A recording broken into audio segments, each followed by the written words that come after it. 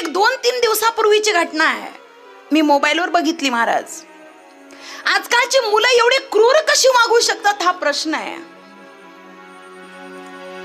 तो व्हिडिओ महाराष्ट्रातला नाही, महाराष्ट्राच्या बाहेरचा. लँग्वेज कळत नव्हती. अंगणामध्ये आई बसलेली आहे.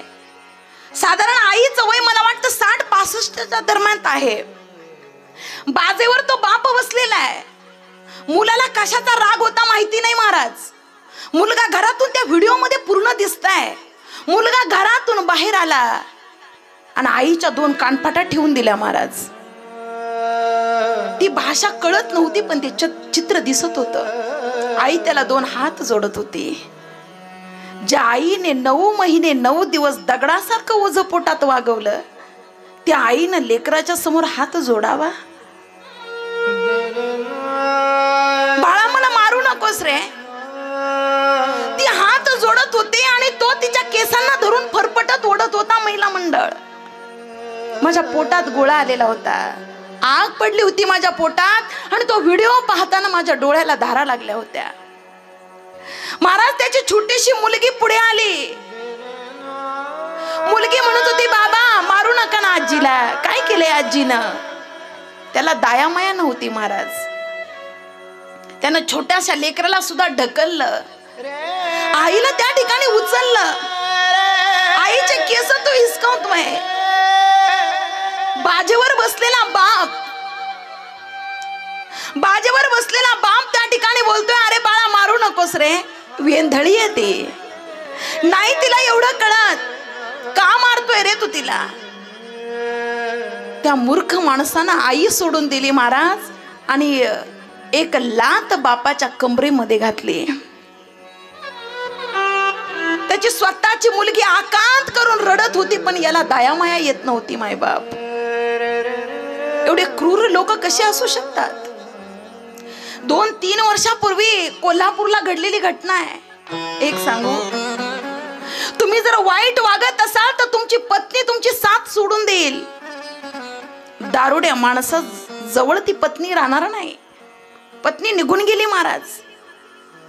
पत्नीनं सोडलं तरी आईला सोडता येत नाही महाराज. प्युअर हा दारुड्या आहे. आईकडून त्या ठिकाणी पैसे घेतोय, दारू पितोय. बरं, हिच्याकडे तरी कुठले पैसे आहेत? हिनं रोज लोकांच्या घरी कामाला जावं, पैसा साठवावा. यानं दिवसभर दारू प्यावी आणि संध्याकाळच्या वेळेला आईला म्हणावं, आई उद्याच्या दारूसाठी मला पैसे दे. वय झालंय महाराज आईचं. हातपाय जड झालेत आईचे. आईला आता काम होत नाहीये. ताप आला एक दिवस. 2 दिवसाचे पैसे तर याच्याकडे होते. 2 दिवसाचे पैसे संपले. पायात पाय अडकत तो घरी येत होता. 2 दिवस ती माय उपवाशी झोपलेली होती. यानं तपास नाही केला महाराज. दारूच्या नशेमध्ये आईला म्हणतो, आई मला उद्या दारू प्यायला पैसे दे. आई म्हणते, बाळ 2 दिवस झालं रे कामाला नाही गेले. अंगात माझ्या ताप आहे. बाळा मला उठवत नाही रे, मला पाणी सुद्धा घेवत नाही रे बेटा. तू माझ्या काळजाचा तुकडा आहेस, तू माझ्या काळजाचा घड आहेस.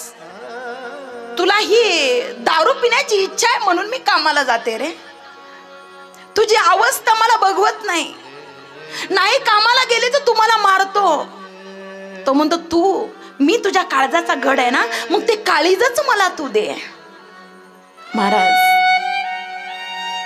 जवळ पडलेला कोयता महिला मंडळ त्यानं उचलला. जवळ पडलेला कोयता त्यानं आईच्या छातीमध्ये घातला. काळीज बाहेर काढलं. सत्य घटना ही कोल्हापूरची. त्या काळजाचे तुकडे केले मायबाप.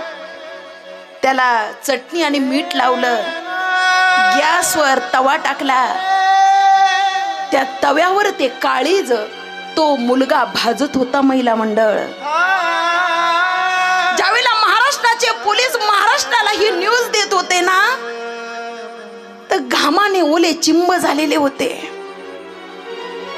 कबीरदास महाराज वर्णन करतात, बाप रे किती बेमान दुनिया आहे ही. आई रे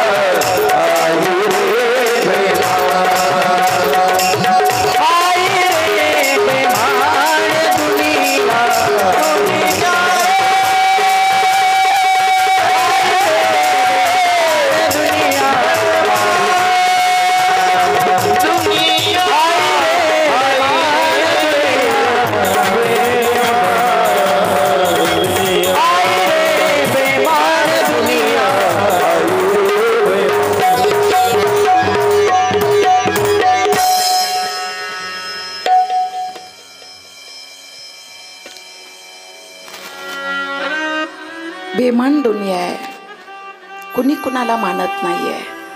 खरे साधूंना, लोकांना खरे साधू ओळखता येत नाही.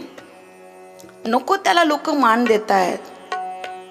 घरातली परिस्थिती, घरामध्ये मोठा भाऊ आहे, घरामध्ये वडील आहे, नाराजी बघतायत महाराज. ना भावाचा सल्ला घेतला जात, ना बापाचा सल्ला घेतला जात. शालोको बुद्धिदायक हा, साल्याचा सल्ला घेतला जातो. साला माहिती महिला मंडळ, साला साला कुणाला म्हणतात साला, मी नाही म्हणत बरं, माझी भाषा नाही. शालोको, बायकोच्या भाऊला काय म्हणतात? साला. इथून पुढं माझं सोडा, माझ्या बघू नका.